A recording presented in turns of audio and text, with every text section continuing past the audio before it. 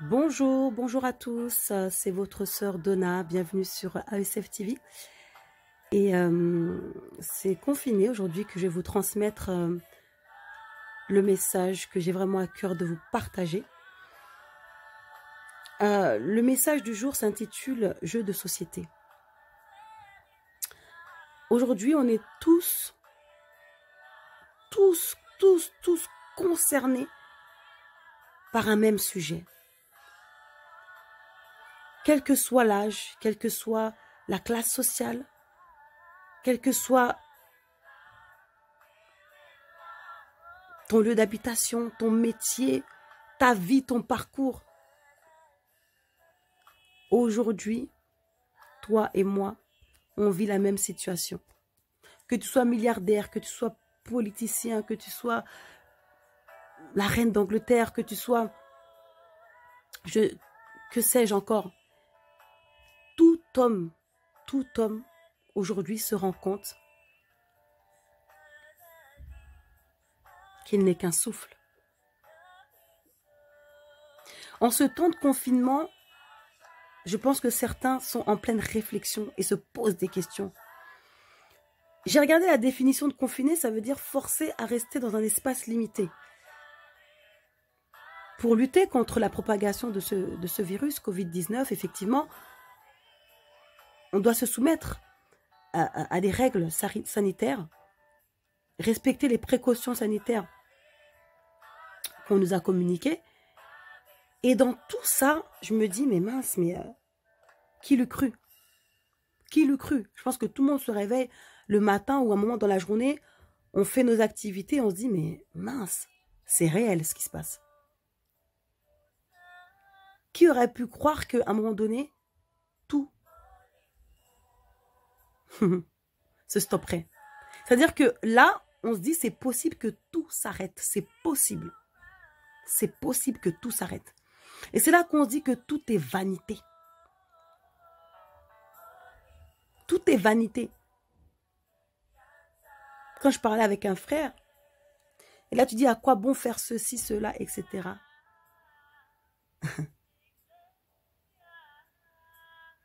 J'encourage tout un chacun à penser à l'après.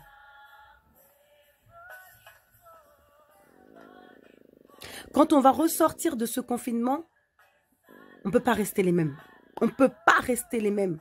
Ce confinement, ce virus, cette histoire doit nous changer, nous faire grandir, nous faire réfléchir. Ce thème, je l'appelle jeu de société parce qu'on est comme dans un jeu et la partie, elle s'est arrêtée. Et certains sont perturbés parce que il y a des nouvelles, des tristes nouvelles qui arrivent à nos oreilles. C'est atroce ce qui se passe. Il y a plusieurs points que je vais aborder, mais je vais essayer d'être brève. Déjà, pour ceux qui sont confinés, qui sont en bonne santé, Dieu merci, que Dieu continue à vous protéger. Profitez de vos familles, de vos maris, de vos femmes, de vos enfants. On n'a jamais le temps de rien faire. Là, profitons. Avec nos enfants, faisons des activités. Parce que quand ça va reprendre, la vie va reprendre, on va se plaindre encore qu'on n'a pas le temps. Ne soyons pas pressés de retrouver ces moments où on n'a pas le temps, finalement, de passer du temps avec nos enfants et nos conjoints et nos parents, etc. Pour ceux qui habitent avec leurs parents, vraiment profitez de vos frères, de vos sœurs, etc. Cultivez la paix, s'il vous plaît. Si ce confinement peut même réconcilier des frères et sœurs, des couples, amen. Cultivons la paix dans nos maisons. Femmes, continue à te faire belle pour ton mari. C'est pas parce qu'on est confiné que tu vas commencer à rester toujours négligé. Non. Fais-toi belle, fais-toi propre pour ton mari. Parce que finalement, tu te coiffes, tu te maquilles, tu t'habilles pour qui en fait? Pour l'extérieur? Là, tu peux plus sortir, donc tu prends plus soin de toi. Fais-toi plaisir à toi déjà, à ton mari, à tes enfants. Sois toujours propre, montre l'exemple à tes enfants, etc. Prenez soin de vous. Femmes, prenez soin de vous. En tant que femme, je m'adresse aux femmes parce que je suis une femme. En tant que femme, continuez à prendre soin de vous. Faites plaisir, que votre mari soit content de vous voir le matin. Faites plaisir à vos enfants. Apportez la paix à la maison, la joie à la maison. Voilà. Je pense qu'on doit être solidaire dans ces moments-là parce qu'on est tous concernés par ce même sujet. Et ça doit nous rendre plus humains, plus forts.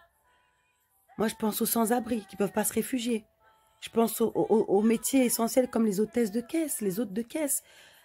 Ces personnes qui sont en magasin, ces livreurs qui sont dépassés parce que on fait nos courses au maximum. Forcément, on veut éviter de trop sortir. Donc, on dévalise les magasins, mais on ne se rend pas compte du travail que ça représente pour ces personnes. Je pense aux intérimaires qui n'ont pas forcément un salaire tous les mois et qui sont en train de paniquer parce qu'ils disent comment je vais nourrir mes enfants, je ne peux pas aller au travail. Il y en a qui sont contraints d'aller travailler, qui risquent leur vie, les ambulanciers, le corps médical. Mais je pense à toutes ces personnes-là. Vraiment que Dieu veille sur vous. Que Dieu veille sur vous. On a entendu parler de ce vaccin-là. Cette histoire de vaccin. J'avais déjà fait des messages, des vidéos par rapport à l'Afrique. On sait très bien ce qui se passe. C'est comme d'habitude. Et aujourd'hui, ce qui est bien, c'est qu'avec les réseaux sociaux, on peut communiquer, on peut s'exprimer, on peut partager notre avis, on peut dire non. Et vraiment, je prie que ces réactions, parce qu'il y en a beaucoup et ça fait plaisir, fassent bouger les choses, arrivent aux oreilles de nos chefs d'État africains et permettent un mouvement, quoi. Il faut qu'il y ait un mouvement, c'est plus possible. Ce qui est bien aujourd'hui, c'est qu'on ne se tait plus. On parle maintenant, on dit les choses. On dit les choses. Et il faut continuer à parler, il faut continuer à dire non. Il faut continuer à dire non. Nous refusons que l'Afrique soit le laboratoire.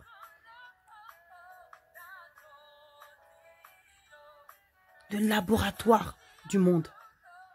Le portefeuille du monde. Comme je disais ce matin à mes sœurs, l'Afrique, plus riche continent, violé, humilié, pillé. Qu'est-ce que l'Afrique n'a pas subi? Mais moi, je vais parler à la nouvelle génération. Je vais parler aux jeunes. Je vais parler aux jeunes Africains. Peu importe là où vous habitez. Moi, je vous encourage. Ce confinement-là, c'est un enseignement. C'est un enseignement. Il faut que, parmi nous, il y ait des personnes qui contribuent au développement de l'Afrique, qui contribuent à l'honneur,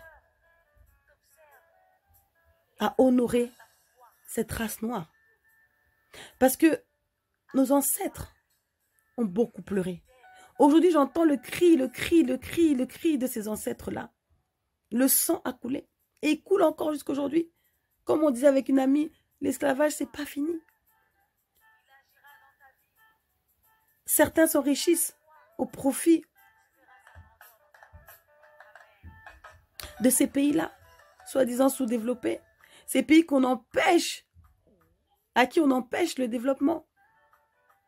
Ce pays, c'est contre la Seigneur. Les pays africains, on sait tous que si seulement les chefs d'État faisaient ce qu'ils avaient à faire, parce qu'ils savent ce qu'ils ont à faire, on n'a pas besoin de leur dire, ils savent ce qu'ils ont à faire. S'ils faisaient ce qu'ils ont à faire, et si le peuple aussi était uni, on serait déjà loin. On ne serait pas comme on est. L'Afrique, elle ne serait pas comme elle est. Maintenant, j'encourage tout un chacun. On parle, on prie, c'est bien. Mais créons. Créons. Moi, j'encourage les jeunes à créer. Créer de l'emploi au Congo. Créer de l'emploi au Sénégal. Créer de l'emploi, je ne sais pas, au Mali, en Côte d'Ivoire, au Bénin, je ne sais pas, dans tous les pays d'Afrique. Créer.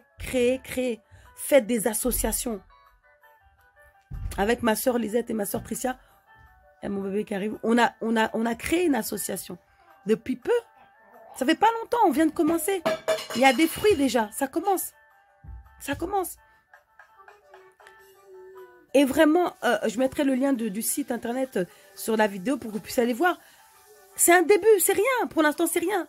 Mais demain, ça va porter des fruits. On sait qu'on contribue au développement de l'élevage, de l'agriculture. On aide les orphelins, les veuves. On fait quelque chose de nos 10 doigts. Et j'encourage, attends ma fille, attends s'il te plaît. J'encourage tout un chacun à se battre, à se poser des questions. Qu'est-ce que je suis capable de faire? Qu'est-ce que j'ai comme idée? Parce qu'on a tous un potentiel. On a tous un potentiel. Ta vie n'est pas un hasard. Ton existence sert à quelque chose. Si Dieu te donne le souffle de vie, c'est que tu as une mission, tu as un truc à faire. Tu as un truc à faire, bien-aimé. bâtis, crée des entreprises, fais des études. Ne te dis pas, je touche mon SMIC, c'est bon. Non, bats-toi pour faire plus d'études. Nos parents, ils ont lutté, ils sont venus en Occident, etc. pour que nous, on fasse quelque chose de nos vies. Bien-aimés. Et les parents aussi, enseignons nos enfants à contribuer au développement du pays d'origine. Notre rêve, ce serait de rester chez nous. On nous dit rester chez vous. Ce serait notre rêve d'habiter, de rester en Afrique. Mais vu qu'on empêche l'Afrique de se développer et qu'on en fait un laboratoire, un lieu de pillage, on ne peut pas s'y épanouir. Mais si nous, maintenant, on se lève, qu'on se donne la main, qu'on se donne les moyens de créer, de bâtir, de développer, de créer de l'emploi, etc., on pourra peut-être changer notre Afrique. Mais on sait que nos chefs d'État aussi doivent bouger parce que si eux, ils jouent pas le jeu, c'est compliqué. On est dans un jeu. Là, jeu de société, on est dans un jeu. Moi-même, je suis,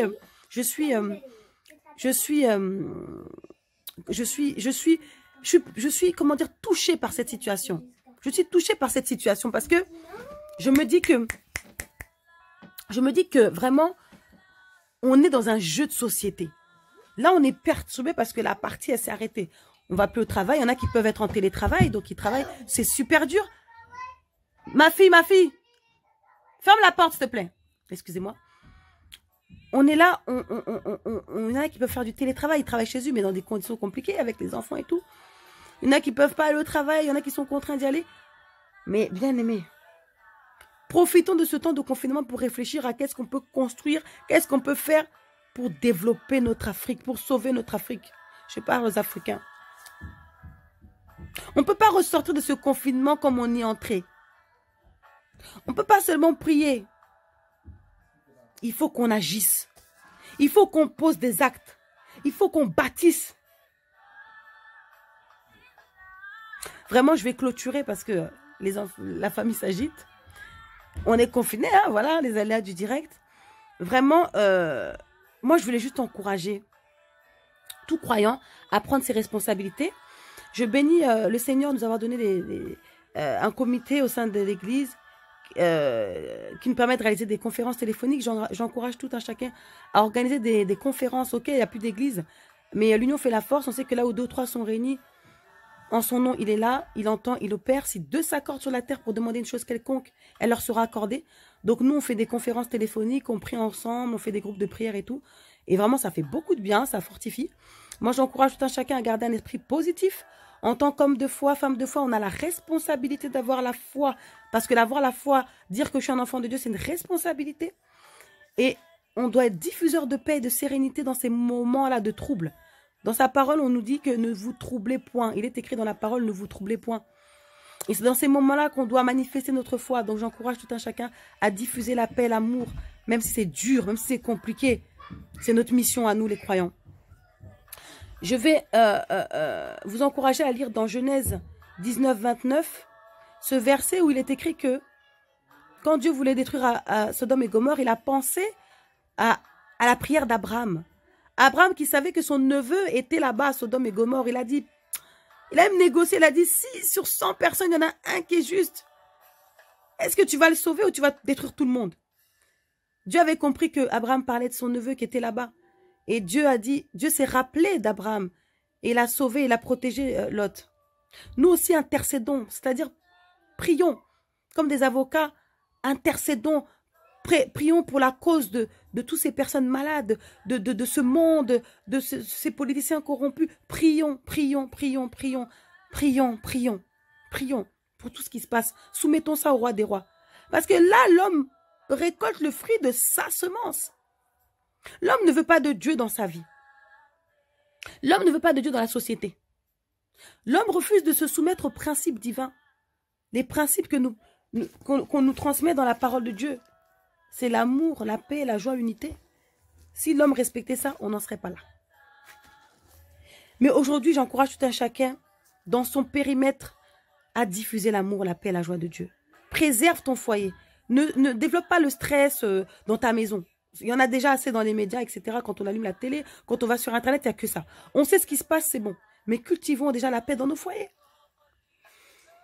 Quand on prend dans Genèse 6, 8 à 9, on voit l'histoire de Noé, ça inspire, ce sont des histoires. Certains diront que ce sont des fables, mais ça donne à réfléchir. Ça développe la sagesse. On nous dit quoi? On nous dit, mais Noé trouva grâce aux yeux de l'Éternel. Voici la postérité de Noé. Noé était un homme juste et intègre. Dans son temps, Noé marchait avec Dieu. Aujourd'hui, est-ce qu'on est juste et intègre? L'intégrité. Allez chercher la définition de l'intégrité. Est-ce qu'on marche avec Dieu? Est-ce que dans notre arche, il y a la paix? Dans nos maisons, il y a qui? Il y a quoi? Si on part aujourd'hui, est-ce qu'on ira où? Qu'est-ce qu'on fait de nos vies? Ce souffle-là que Dieu nous donne gratuitement, qu'est-ce qu'on en fait? Qu'est-ce qu'on en fait? Bien aimé, aujourd'hui, tu vis. Je pense que tout le monde maintenant est conscient du sens de la vie. On voit que tous les jours, il y a des morts. Tous les jours, tous les jours, tous les jours. Pourquoi ça nous touche? Parce que d'habitude, ça nous semble lointain, comme me disait hier mon mari. D'habitude, ça nous semble lointain. On est tellement égoïste qu'on ne calcule pas. On dit, oh, c'est bon, c'est loin là-bas, c'est en Chine. Oh, c'est bon, c'est en Afrique, c'est loin. Mais là, comme c'est là, même en Occident, on tremble parce que tous les jours, il y a des morts. Tous les jours, il y a des génocides. Tous les jours, il y a des gens qui souffrent. Mais comme là, c'est si proche de nous que ça commence à nous faire peur. Et comme on est tous dans le même bateau, tous dans ce confinement, ça nous fait peur. On entend qu'il y a des proches qui partent. Encore hier, j'ai appris une nouvelle qu'un tonton que je connaissais quand j'étais petite qui est parti avec cette histoire de virus. Mais ça fait mal. Les vies sont abrégées comme ça, là. À cause de ce virus. À cause des inventions des hommes. Tout excès nuit, dit la parole de Dieu. L'homme, il n'est jamais rassasié. L'homme n'est jamais rassasié. Tout excès nuit. Tout est permis, mais tout n'est pas utile, dit la parole. Tout excès nuit. Cherchons l'équilibre seulement. À force d'aller trop loin, l'homme, même quand il est riche, ça ne lui suffit pas. Même quand il a le pouvoir, il veut dépasser le dépassement. Au point que les chefs d'État, ils ont déjà le pouvoir, mais non. Ils veulent toujours plus au détriment du bien-être de leur patrie. Ils sont prêts à faire des choses, non. À cause de la corruption. Il n'y a plus d'hommes intègres. Il n'y a plus d'hommes honnêtes. Corruption sur corruption. Il n'y a plus d'amour. Dieu est amour. Cet amour-là que Dieu nous enseigne, on ne le cultive pas. C'est pour ça qu'on en est là.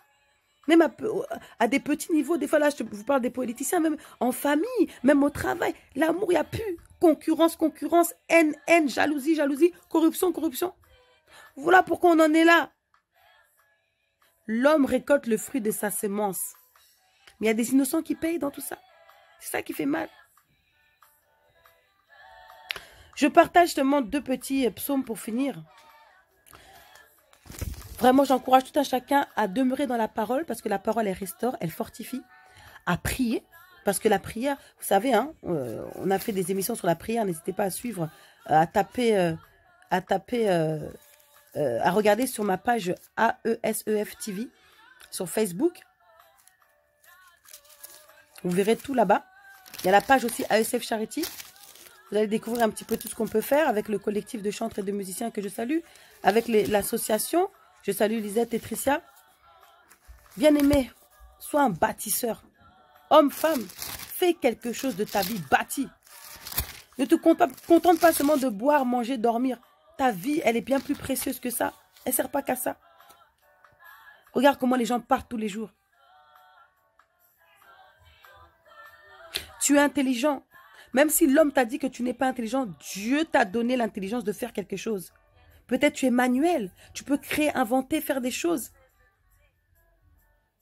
Peut-être tu peux faire des magasins en Afrique. Peut-être tu peux faire, je ne sais pas, des choses qui peuvent aider le pays à se développer. Si tout ton argent, il est ici, si tu développes qu'ici, qu'est-ce que tu apportes à ton pays? C'est à nous, la nouvelle génération, de bâtir. Bâtissons notre Afrique. Bâtissons notre Afrique. Pensons à tous ceux qui sont en difficulté là-bas, à nos frères qui vivent tous les jours la galère, qui vivent dans la guerre tous les jours. Ah non, il y a trop à dire, il y a trop à dire. Pour ceux qui veulent finir avec moi dans la prière, je vous invite à prendre le psaume 52. Pourquoi te glorifies-tu de ta méchanceté, tyran? La bonté de Dieu subsiste toujours.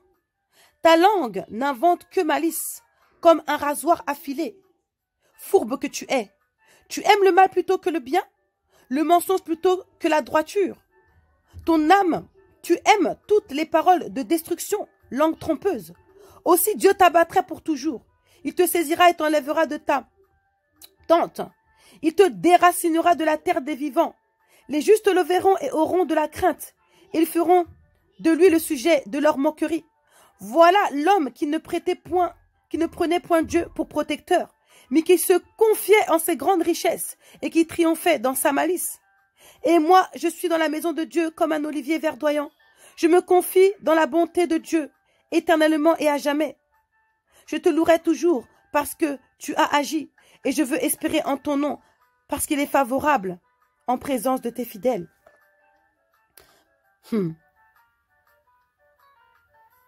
On parle des personnes qui mettent Dieu de côté, qui se confient en leur richesse. On peut être milliardaire, hein, mais la santé, ça ne s'achète pas. Si Dieu dit c'est fini, c'est fini. C'est Dieu qui donne la vie, c'est lui qui la reprend. Et lui, il a la capacité de nous sauver, et nos vies, et nos âmes. Bien-aimé, si aujourd'hui tu pars, où iras-tu? Qu'as-tu semé durant ton parcours sur la terre? Parce que nous qui croyons, on sait qu'on n'est que des passagers sur cette terre. Il y a une vie après la mort. Où iras-tu? Si tu pars aujourd'hui, où iras-tu? Quelles sont tes pensées chaque jour? Quelles sont tes paroles de chaque jour? Quelles sont tes actions de chaque jour? Comme je dis, ce n'est pas à l'église qu'on voit qui tu es. C'est dans ta vie de tous les jours. Au travail, à la maison. Qui tu es? Qu'est-ce qu'on dit de toi? Comment tu vis? Comment tu penses? Comment tu réfléchis? Bien-aimé, il est temps de se remettre en question. On en avait parlé en fin d'année, la remise en question. On a eu des prophéties, hein, où Dieu nous disait que cette année, il y aura des bouleversements. Mais franchement, même moi, je ne m'attendais pas à ça comme bouleversement. Dieu est fidèle, hein, quand il dit, la chose arrive. Quand il ordonne, elle existe. Je salue l'apôtre Matondo. Je salue l'évangéliste Mabanza pour ces prophéties que nous avions reçues. Mais on ne pensait pas que ce serait comme ça. On va finir avec le psaume 53. L'insensé dit en son cœur, il n'y a point de Dieu. Ils se sont corrompus. Ils ont commis des iniquités abominables. Il n'en est aucun qui fasse le bien. Dieu du haut des cieux regarde les fils de l'homme pour voir s'il y a quelqu'un qui soit intelligent, qui cherche Dieu. Tous sont égarés, tous sont pervertis. Il n'en est aucun qui fasse le bien, pas même un seul. Ceux qui commettent l'iniquité ont-ils perdu le sens? Ils dévorent mon peuple, ils le prennent pour nourriture.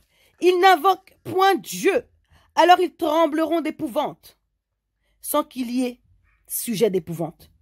Dieu dispersera les eaux de ceux qui campent contre toi. Tu les confondras, car Dieu les a rejetés. Oh, qui fera partir de ce monde la délivrance? Que Dieu ramène les captifs de son peuple. Alors nous serons dans l'allégresse et nous nous réjouirons. Bien-aimés, je m'arrête là. Je t'encourage à prier, à rester fort, à garder un esprit positif, malgré la situation, à rester positif et à être sincère.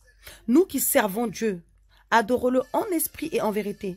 Car sa parole dit qu'il recherche des adorateurs qu'il adore en esprit et en vérité. Si peut-être tu t'étais égaré, bien-aimé, il est temps de te remettre dans le droit chemin. Si tu avais abandonné la mission, bien-aimé, on n'a jamais dit que ce serait facile. Reprends ta croix et porte-la. Porte-la jusqu'au bout. C'est pas facile de servir Dieu. C'est pas facile d'avoir la foi et de dire qu'on a la foi parce que c'est une responsabilité. Mais porte ta croix, bien-aimé. Toi qui avais abandonné le service, tu avais commencé une mission. Tu as laissé la mission. Nous prions pour toutes ces personnes-là, qu'elles se relèvent, ce temps de confinement, que l'Esprit de Dieu te touche et t'encourage à te redresser, te relever et continuer la mission que tu as continuée. Tu étais modérateur, reprends ta modération. Tu étais évangéliste, reprends ton évangélisation. Tu étais quelqu'un qui encadrait les jeunes, qui parlait aux femmes, qui conseillait les hommes. Reprends ta mission, reprends.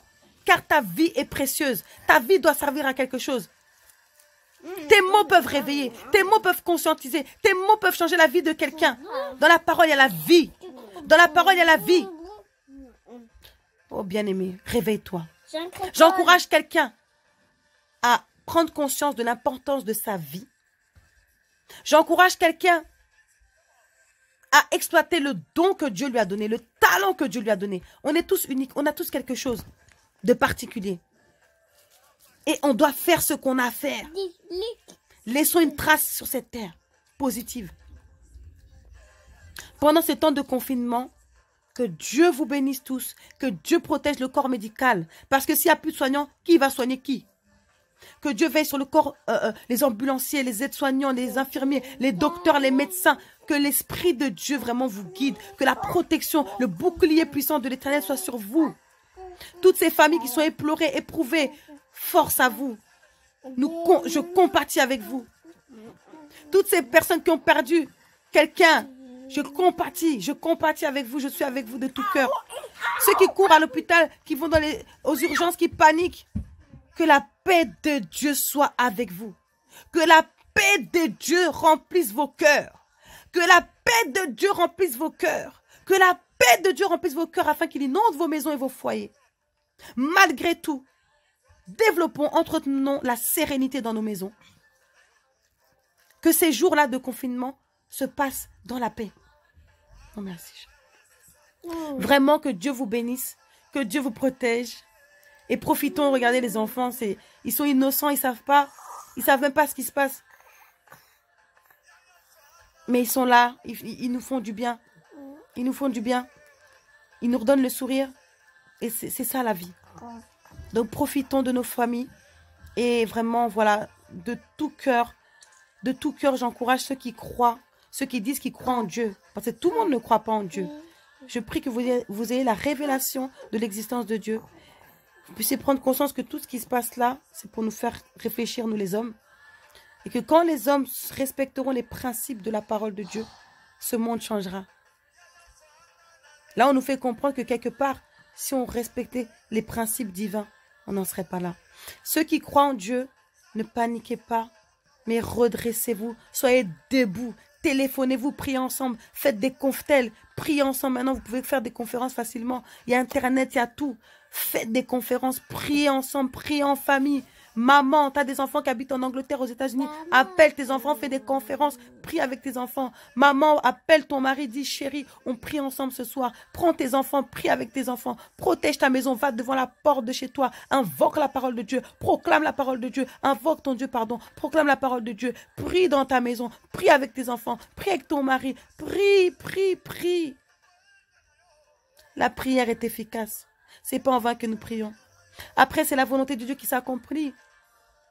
Il y en a qui partent, mais nous qui sommes encore là, on n'est pas vivants pour pleurer tous les jours et pour se lamenter ou pour rester sans rien faire et attendre notre tour. Non, pendant qu'on vit, soyons en action. Soyons en action. Le jeu de société là, qui ne nous rende pas fous. Ce jeu de société, ne soyons pas justement dans ce jeu de société là. Sortons de ce jeu de société. Sortons de ce jeu de société. Et n'ayons pas de pensée de déprimer, c'est-à-dire, ça ne sert à rien de vivre, voilà. Non, au contraire. Que chaque seconde soit utilisée à bon escient. Que chaque seconde de ta vie soit utilisée à bon escient. Profite de chaque seconde. Au contraire, transmets à tes enfants des bonnes valeurs pour que ce que tu es en train de poser aujourd'hui perdure. Certains diront, à quoi bon faire des enfants, ça ne sert à rien dans ce monde de brutes. Au contraire, c'est pour que tes bonnes valeurs continuent d'exister à travers ta descendance. Donc voilà, je m'arrête là. Que Dieu vous bénisse, que Dieu vous fortifie et que Dieu vous protège. Courage aux familles éplorées. Courage à tous.